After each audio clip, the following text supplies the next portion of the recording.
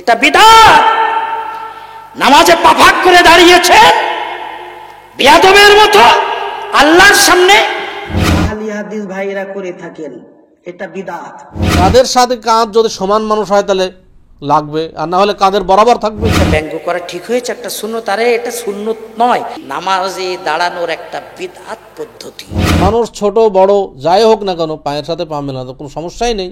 অথচ আমাদের দেশের কিছু মানুষ যারা এগুলোকে ব্যঙ্গ করি, আল্লাহ তাআলা সবাইকে হেদায়েত দান করুন। কাঁধে কাঁধ আর গোড়ালির সাথে গোড়ালি মিলানোর অর্থ এই নয় পার্শ্ববর্তী সাথীর গোড়ালির সাথে গোড়ালি সেঁটে দাঁড়াতে হবে। তোমরা তোমাদের লাইনকে সোজা করো। ওয়া তারাসু, তোমরা একে অপরের সাথে মিলে দাঁড়াও। তারাসু শব্দের অর্থ হলো যে একটা ইটের সাথে আরেকটা ইট যেমন লাগিয়ে দেওয়া হয় তেমন। আত-তাহরিক টিভি, ওহির আলোয় উদ্ভাসিত জীবনের জন্য। আসসালামু আলাইকুম ওয়া রাহমাতুল্লাহি ওয়া বারাকাতুহু। আলহামদুলিল্লাহ ওয়াসসালাতু ওয়াসসালামু আলা রাসূলিল্লাহ ওয়া বা'দ। সম্মানিত দর্শক শ্রোতা মণ্ডলী, আপনারা দেখছেন আত-তাহরিক টিভির নিয়মিত অনুষ্ঠান দৈনন্দিন জীবনে ইসলাম সালাত অধ্যায়। আজকে আমরা আলোচনা করব আল মাসাইল আল ইখতিলাফিয়া, অর্থাৎ ইখতিলাফি মাসাইল, যেগুলো সালাতের যেই মাসলাগুলোতে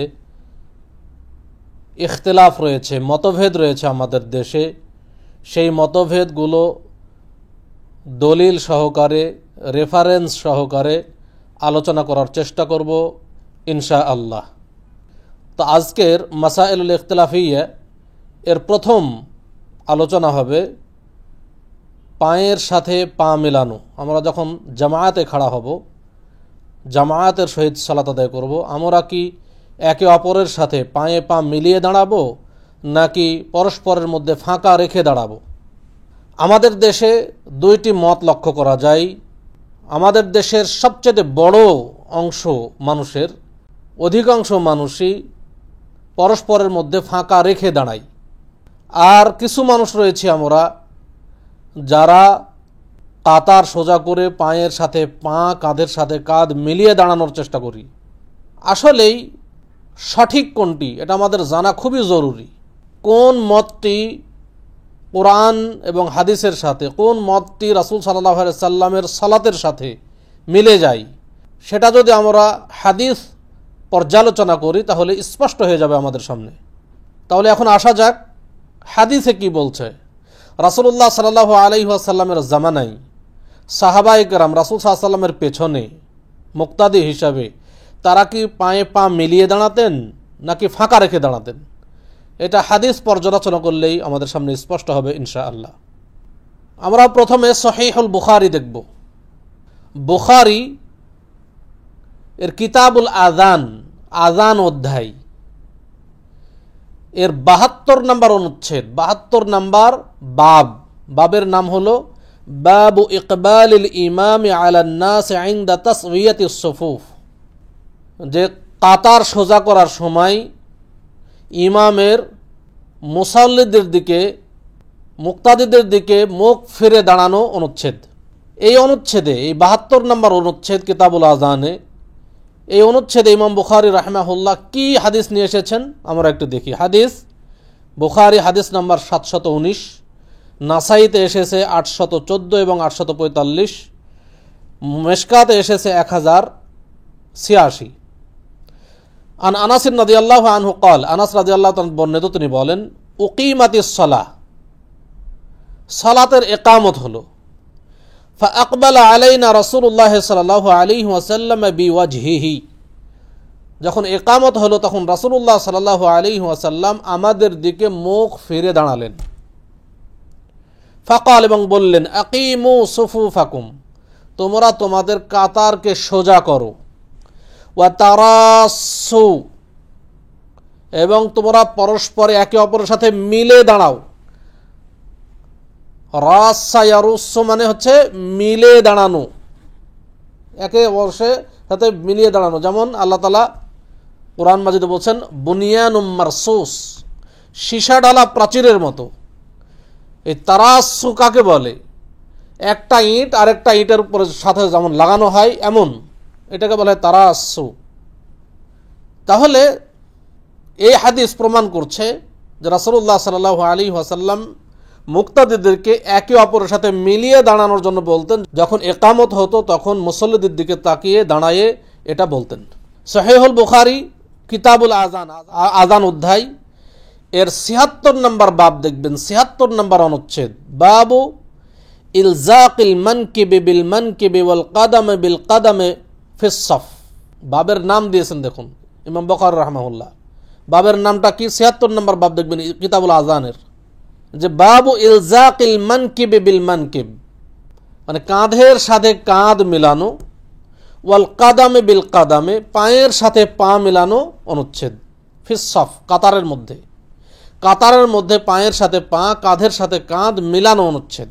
ওয়াকাল নু'মান ইবনে বাশীর, নু'মান ইবনে বাশীর তিনি বলছেন, রাআইতুর রাজুলা মিন্না ইউলজিকু কা'বাহু বিকা'বি সাহিবিহি, যে রাসূল সাল্লাল্লাহু আলাইহি ওয়াসাল্লাম যখন পায়ের সাথে পা, কাঁধের সাথে কাঁধ মিলিয়ে দাঁড়াতে বলতেন, তখন আমাদের মধ্যে রাআইতুর রাজুলা মিন্না, আমাদের মধ্যে সকলকে দেখতাম কি, যে একে অপরের সাথে, তার সাথীর সাথে একেবারে টাকনুর সাথে টাকনু মিলিয়ে দিতেন।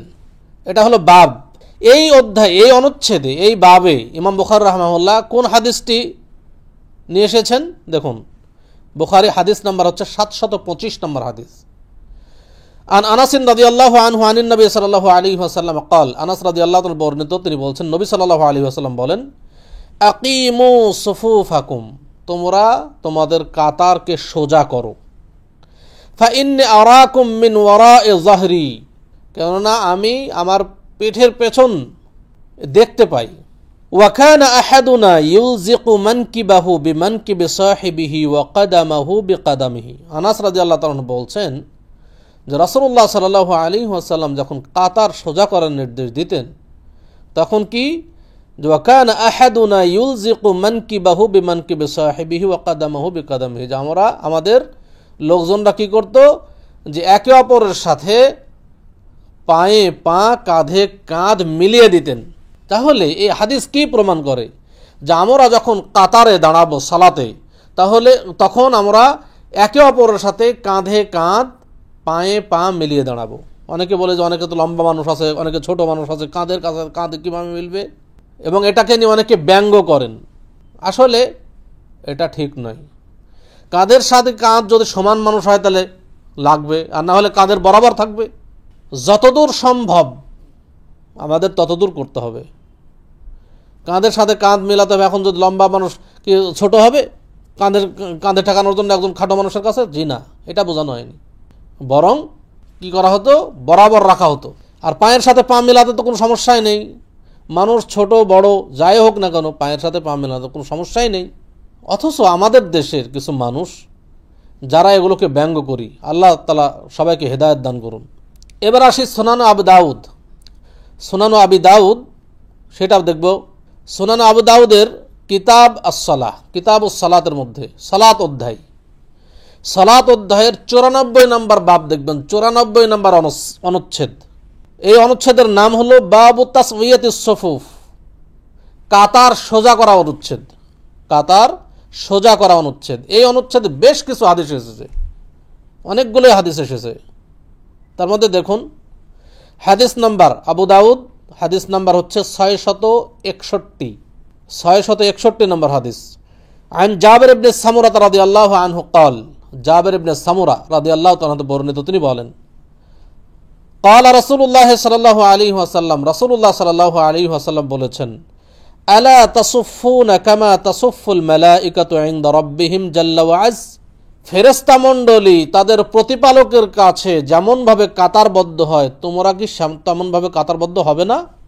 রাসূল সাল্লাল্লাহু আলাইহি ওয়াসাল্লাম বলছেন যে ফেরেশতা মণ্ডলী তাদের প্রতিপালকের কাছে, তাদের রবের কাছে যেমন ভাবে কাতারবদ্ধ হয়, তোমরা কি সেভাবে কাতারবদ্ধ হবে না? কুলনা ওয়া কাইফা তাসুফুল মালাইকাতু ইনদা রাব্বিহিম, জাবির ইবনে সামুরা রাদিয়াল্লাহু আনহু বলছেন যে আমরা বললাম রাসূল সাল্লাল্লাহু আলাইহি ওয়াসাল্লামকে যে হে আল্লাহ রাসূল সাল্লাল্লাহু আলাইহি ওয়াসাল্লাম, ফেরেশতা মণ্ডলী তার রবের কাছে কিভাবে কাতারবদ্ধ হয়? কাল, তখন রাসূল সাল্লাল্লাহু আলাইহি ওয়াসাল্লাম বললেন, ইউতিম্মুনা আস-সুফুফাল মুকদ্দামাহ, প্রথমে তারা তাদের সামনের কাতারকে পূর্ণ করে, অর্থাৎ যে কাতারে দাঁড়াচ্ছে তার সামনের কাতার সে পূর্ণ করে, সামনের কাতার খালি খালি রেখে পেছনের কাতারে দাঁড়ায় না। এটা ফেরেশতা মণ্ডলীদের কাতারবদ্ধ হওয়ার নিয়ম। তাহলে আমরাও যখন সালাতে দাঁড়াবো তখনই দেখব যে আমি যে কাতারে দাঁড়াচ্ছি তার সামনের কাতারের দিকে দেখব, সামনের কাতারে কি ফাঁকা আছে, ডান সাইড বাম সাইড, আমি দুই দিকে লক্ষ্য রাখবো যে কোনো সাইডে ফাঁকা আছে কিনা। ফাঁকা থাকলে পেছনের কাতার অবশ্যই কাতার শুরু করবেন না, সামনের কাতারে দাঁড়াবেন। এটাই ফেরেশতা মণ্ডলীদের কাতার। তারপরে বলছেন ওয়ায়াতারাসুনা ফিস সাফ, আর ফেরেশতা মণ্ডলী কাতারের মধ্যে একে অপরের সাথে একবারে মেলে দাঁড়ায়। এটা হলো ফেরেশতা মণ্ডলীদের কাতার, তারাসু। তাহলে ফেরেশতা মণ্ডলীদের কাতারও কিন্তু তাই, ফেরেশতা মণ্ডলী যখন কাতারবদ্ধ হয় তখন একে অপরের সাথে মিলে দাঁড়ায়। রাসূলুল্লাহ সাল্লাল্লাহু আলাইহি ওয়াসাল্লাম আমাদেরকে অনুরূপভাবেই কাতারবদ্ধ হওয়ার নির্দেশ দিয়েছেন। আরও একটি হাদিস দেখুন, আবু দাউদ 662 নম্বর হাদিস, তারপরের হাদিস, যে আনিন নু'মান ইবনে বাশিরিন রাদিয়াল্লাহু আনহু ইয়াকুল, নু'মান ইবনে বাশির রাদিয়াল্লাহু তাআলা বর্ণিত, তিনি বলছেন আকবালা রাসূলুল্লাহ সাল্লাল্লাহু আলাইহি ওয়াসাল্লাম আলান নাস বিওয়াজহিহি, রাসূল সাল্লাল্লাহু আলাইহি ওয়াসাল্লাম মুসল্লিদের দিকে মুখ ফিরে দাঁড়ালেন। ফাকাল, এবং বললেন আকিমু সুফুফাকুম সালাসান, রাসূল সাল্লাল্লাহু আলাইহি ওয়াসাল্লাম 3 বার বললেন যে তোমরা কাতার সোজা করো, তোমরা কাতার সোজা করো, তোমরা কাতার সোজা করো। তারপরে বলছেন ওয়াল্লাহি, আল্লাহর কসম করে বলছি, লাতুকিমুন্না সুফুফাকুম আও লা ইউখালিফান্না আল্লাহু বাইনা কুলুবিকুম, হয় তোমরা কাতার সোজা করো, অন্যথায় তোমাদের মধ্যে, তোমাদের অন্তরের মধ্যে ফাটল সৃষ্টি হবে। আল্লাহ তাআলা তোমাদের অন্তরে ফাটল সৃষ্টি করবেন যদি কাতার বিচ্ছিন্নতা সৃষ্টি করো। কাতারকে যদি তোমরা সোজা না করো বা আঁকা বাঁকা করো, তাহলে আল্লাহ তাআলা তোমাদের অন্তরে ফাটল সৃষ্টি করবেন। কাল, নু'মান ইবনে বাশির রাদিয়াল্লাহু তাআলা বলছেন যে ফারাইতুর রাজুলা ইউলজিকু মানকিবাহু বিমানকিবি সাহিবিহি ওয়া রুকবাতাহু বিরুকবাতি সাহিবিহি ওয়া কা'বাহু বিকা'বিহি, বলছেন যে যখন রাসূল সাল্লাল্লাহু আলাইহি ওয়াসাল্লাম এমন নির্দেশ দিলেন তখন আমি দেখলাম যে এক ব্যক্তি সে তার কাঁধকে তার সাথীর কাঁধের সাথে মিলিয়ে দিচ্ছে, তার হাঁটুকে তার সাথীর হাঁটুর সাথে মিলিয়ে দিচ্ছে, তার টাকনুকে তার সাথীর টাকনুর সাথে মিলিয়ে দিচ্ছে, এমন দেখলাম। তাহলে দেখুন সাহাবায়ে কেরাম কিভাবে কাতারবদ্ধ হচ্ছেন। আবু দাউদ হাদিস নাম্বার 664 নম্বর হাদিস, সেখানে কি বলা হচ্ছে, আনিল বারা ইবনে আযিব রাদিয়াল্লাহু আনহু قال, বারা ইবনে আযিব রাদিয়াল্লাহু তাআলা আনহু বর্ণিত, তিনি বলেন কানা রাসূলুল্লাহ সাল্লাল্লাহু আলাইহি ওয়াসাল্লাম ইয়াতাখাল্লালু الصف من ناحية إلى ناحية يمسح صدورنا ومناكبنا, রাসূল সাল্লাল্লাহু আলাইহি ওয়াসাল্লাম কাতার সোজা করতেন, একবারে কাতারের এই মাথা থেকে ওই মাথা পর্যন্ত যেতেন এবং সবার বুকে এবং ঘাড়ের উপরে হাত দিয়ে দিয়ে সোজা করে দিতেন। ওয়ায়াকুল, এবং বলতেন যে লা তাখতালিফু ফাতাখতালিফা কুলুবুকুম, তোমরা একে অপরের সাথে বিচ্ছিন্নভাবে দাঁড়াও না, মিলে মিলে দাঁড়াও। যদি বিচ্ছিন্ন হয়ে দাঁড়াও তাহলে তোমাদের অন্তর বিচ্ছিন্ন হয়ে যাবে। ওয়া কানা ইয়াকুল, এবং তিনি বলতেন ইন্নাল্লাহা ওয়া মালাইকাতাহু ইউসাল্লুনা আলাস সুফুফিল আউয়াল, যারা প্রথম কাতারে সালাত আদায় করতে দাঁড়ায় তাদের উপরে আল্লাহ ফেরেশতা মণ্ডলী রহমত নাজিল করেন। আর একটা হাদিস আবু দাউদ 666 নম্বর হাদিস, ওই অনুচ্ছেদেরই একই অনুচ্ছেদের হাদিস বর্ণনা করছে আপনাদের সামনে। আন ইবনে উমর রাদিয়াল্লাহু আনহু আন্না রাসূলুল্লাহ সাল্লাল্লাহু আলাইহি ওয়াসাল্লাম قال, ইবনে উমর রাদিয়াল্লাহু তাআলা আনহু হতে বর্ণিত, রাসূলুল্লাহ সাল্লাল্লাহু আলাইহি ওয়াসাল্লাম বলেন আকিমুস সুফুফা, রাসূল সাল্লাল্লাহু আলাইহি ওয়াসাল্লাম বলছেন দেখুন আকিমুস সুফুফা, তোমরা কাতারকে সোজা করো, ওয়া হাদু বাইনাল মানাকিব, তোমরা কাঁধের সাথে কাঁধ মিলিয়ে দাও, ওয়া সুদ্দুল খালাল, তোমরা তোমাদের পরস্পরের মধ্যে ফাঁকা বন্ধ করো, ফাঁকা রেখো না, একে অপরের মাঝে পরস্পরের মাঝে ফাঁকা বন্ধ করে দাঁড়াও। ওয়া লিনু বিআইদি ইখওয়ানিকুম, এবং তোমরা তোমাদের হাতগুলোকে নরম করে তোমাদের পার্শ্বের ভাইয়ের সাথে মিলে যাও। ওয়ালা তাযারু ফুরুজাতিল লিশ-শাইতান, এবং তোমরা পরস্পরের মাঝে শয়তানের জন্য ফাঁকা জায়গা রেখো না, শয়তানের জন্য তোমাদের পরস্পরের মধ্যে ফাঁকা রেখো না। তারপরে বলছেন ওয়ামান ওয়াসালা সাফফান ওয়াসালাহুল্লাহ, যে ব্যক্তি কাতারের বিচ্ছিন্নতা সৃষ্টি করবে না বরং মিলে মিলে দাঁড়াবে, আল্লাহ তাআলা এর রহমত তার সাথে মিলে যাবে, আল্লাহ তাআলা তার রহমতের সাথে তাকে মিলিয়ে দিবেন। ওয়ামান কাতাআ সাফফান কাতাআহুল্লাহ, আর যে ব্যক্তি কাতারে বিচ্ছিন্নতা সৃষ্টি করবে, ফাঁকা রেখে দিবে, আল্লাহ তাআলার রহমত তার থেকে বিচ্ছিন্ন হয়ে যাবে, আল্লাহ তাআলা তাকে তার রহমত থেকে বিচ্ছিন্ন করে দেবেন। দেখুন, এই হাদিস স্পষ্ট করা হয়েছে। রাসূল সাল্লাল্লাহু আলাইহি ওয়াসাল্লাম বলছেন যে আকিমু সুফুফাকুম, তোমরা কাতার সোজা করো, ওয়া সুদ্দুল খালাল, তোমরা ফাঁকা বন্ধ করো, ওয়ালা তাদারু ফুরুজাতিল লিশ-শাইতান, তোমরা শয়তানের জন্য পরস্পরের মাঝে ফাঁকা রেখো না। এটা রাসূল সাল্লাল্লাহু আলাইহি ওয়াসাল্লামের ভাষা। আরেক হাদিস দেখুন, তারপরে হাদিস আবু দাউদ 667 নম্বর হাদিস, যে আনাস ইবনে মালিক রাদিয়াল্লাহু তাআলা বলছেন যে রাসূলুল্লাহ সাল্লাল্লাহু আলাইহি ওয়াসাল্লাম বলেন, রুসু সুফুফাকুম, তোমরা তোমাদের কাতারের মধ্যে মিলিয়ে দাও, মিলে মিলে দাঁড়াও তোমরা কাতারের মধ্যে। ওয়া কারিবু বাইনাহা, তোমরা একে অপরকে টেনে নাও, কাছে টেনে নাও। ওয়া হাযু বিল আ'নাক, এবং তোমরা তোমাদের ঘাড়কে, কাঁধকে মিলে দাও।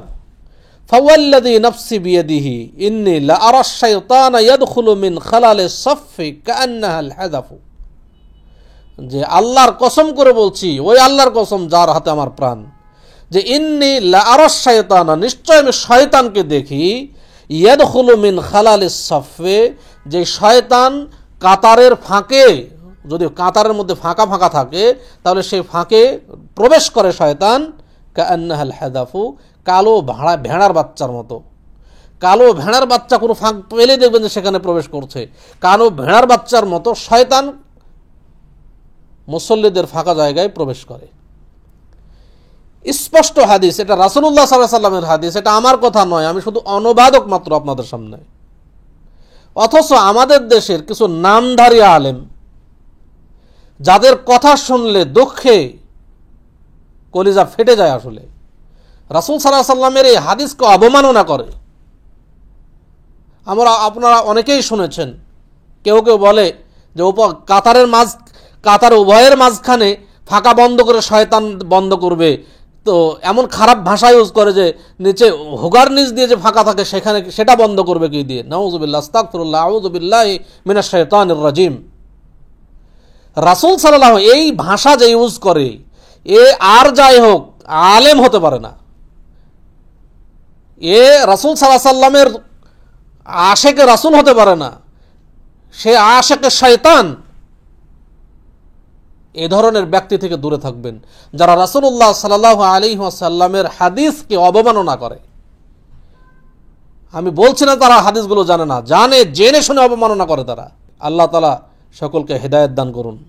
যারা পায়ের সাথে পা মিলায় না, তাদের একটা যুক্তি দেখেন না, এগুলো হাদিস সব প্রত্যাখ্যান করে একটা মাত্র যুক্তির ভিত্তিতে। যুক্তিটা কি? যে এক অপরের লাথি লাগছে, অসম্মান হচ্ছে। নাউযুবিল্লাহ, রাসূল সাল্লাল্লাহু আলাইহি ওয়াসাল্লাম কি এটা বোঝেননি? আচ্ছা, পায়ে পা লাগলেই কি অসম্মান হয়? আমরা তো চলাফেরা করতে লেগে অনেকের পায়ে পা লাগে বা শরীরের সাথে পা লাগে, এটা কি অসম্মান হয়? আসলে এটা অসম্মান নয়, বরং অসম্মান তখনই হবে যখন কাউকে ইচ্ছে করে লাথি মারবে, সেটা অসম্মান। এখানে লাথি মারার উদ্দেশ্য নয়, বরং কাতারের মাঝখান বন্ধ করা, শয়তান যেন না ঢুকতে পারে এই চেষ্টা চালানো, যেটা রাসূল সাল্লাল্লাহু আলাইহি ওয়াসাল্লাম বলেছেন। এটা ইত্তেবায়ে রাসূল সাল্লাল্লাহু আলাইহি ওয়াসাল্লাম, রাসূল সাল্লাল্লাহু আলাইহি ওয়াসাল্লামের অনুসরণ করার জন্য পায়ে পা মেলানো হয়, শয়তানি করার জন্য পায়ে পা মেলানো হয় না। এই জন্য যারা এই ধরনের কথা বলবেন সাবধানে বলবেন।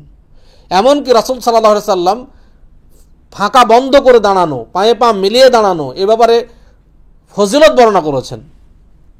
রাসূলুল্লাহ সাল্লাল্লাহু আলাইহি ওয়াসাল্লাম বলছেন যে মান সাদ্দা ফুরজাতান ফিস সাফ, যে ব্যক্তি কাতারের মাঝখানে ফাঁকা বন্ধ করে দাঁড়াবে, ফাঁকা বন্ধ করবে, ফাঁকা রাখবে না, রাফাআহুল্লাহু বিহা দারাজাতান, আল্লাহ তাআলা তার মর্যাদাকে বৃদ্ধি করবেন। ওয়া বানা লাহু বাইতান ফিল জান্নাহ, আর তার জন্য জান্নাতে ঘর নির্মাণ করবেন। হাদিসটি এসে আল মুআজামুল আওসাত লিত-তাবারানি 5797 নম্বর হাদিস, এবং মুসান্নাফ ইবনে আবি শাইবাতেও এসেছে 3844 নম্বর হাদিস, সিলসিলা সহিহা 1892 নম্বর হাদিস। আরও একটা হাদিস আয়েশা রাদিয়াল্লাহু তাআলা আনহা হতে বর্ণিত, তিনি বলছেন রাসূলুল্লাহ সাল্লাল্লাহু আলাইহি ওয়াসাল্লাম বলেন, ইন্নাল্লাহা ওয়া মালাইকাতাহু ইউসাল্লুনা আলাল্লাযীনা ইয়াসিলুনা আস-সুফুফা, যে নিশ্চয় আল্লাহ তাআলা এবং ফেরেশতা মণ্ডলী তাদের উপর রহমত বর্ষণ করেন যারা কাতারের মধ্যে মিলে মিলে দাঁড়ায়। ওয়ামান সাদ্দা ফুরজাতান, আর যে ব্যক্তি কাতারের মাঝখানে ফাঁকা বন্ধ করে দাঁড়াবে, রাফাআহুল্লাহু বিহা দারাজা, আল্লাহ তাআলা তার মর্যাদাকে বৃদ্ধি করে দিবেন। এই হাদিসটি এসেছে ইবনু মাজাহ 995 নম্বর হাদিস, মুসনাদে আহমদ 24,631 নম্বর হাদিস, সিলসিলা সহিহা 2532 নম্বর হাদিস। তাহলে আলহামদুলিল্লাহ এতগুলো হাদিস আমাদের সামনে বিদ্যমান, যেখানে প্রমাণ হচ্ছে যে সালাতের মধ্যে কাতারে পায়ে পা মিলিয়ে দাঁড়াতে হবে। শয়তানের জন্য ফাঁকা জায়গা রাখা যাবে না, এটা রাসূল সাল্লাল্লাহু আলাইহি ওয়াসাল্লামের কথা, এটা আমাদের কোনো ব্যক্তিগত কথা নয়। আমরা আপনাদের সামনে মাত্র অনুবাদ করে শোনাচ্ছি। অথচ আমরা যদি এই বিষয়গুলোকে অ্যাভয়েড করি, রাসূল সাল্লাল্লাহু আলাইহি ওয়াসাল্লামের সুন্নাতগুলোকে, রাসূল সাল্লাল্লাহু আলাইহি ওয়াসাল্লামের হাদিসকে যদি অবমাননা করি, তাহলে এর চাইতে ঘৃণিত কাজ দুনিয়াতে আর নেই।